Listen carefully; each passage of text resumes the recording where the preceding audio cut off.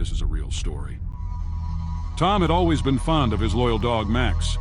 Max was a large, friendly Labrador who followed Tom everywhere, and Tom found comfort in his constant companionship.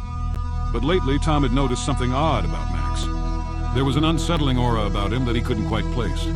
Max had become increasingly quiet and withdrawn, and his eyes seemed to hold a strange, almost human-like intensity.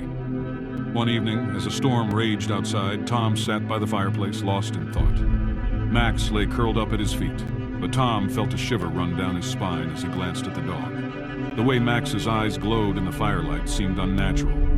Later that night, Tom was awoken by a strange scratching sound at the back door. Groggy and annoyed, he got up to check, assuming it was just a stray animal. As he approached the door, he glanced at Max, who was now standing rigid and staring intently at the door.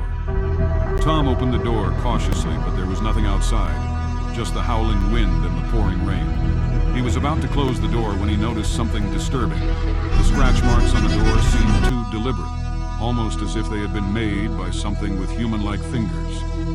When Tom turned back to the living room, Max was no longer there. He searched the house but couldn't find him. Just as Tom was about to give up and head back to bed, he heard a strange noise coming from the basement. Reluctantly, he descended the creaky stairs, the darkness enveloping him as he fumbled for the light switch.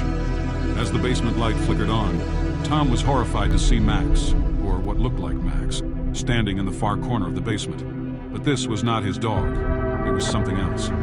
The creature that stood before him had elongated limbs, sharp claws, and an eerie, contorted face that bore a twisted, malevolent grin. Its eyes, however, were unmistakably those of Max, watching Tom with an almost mocking gaze.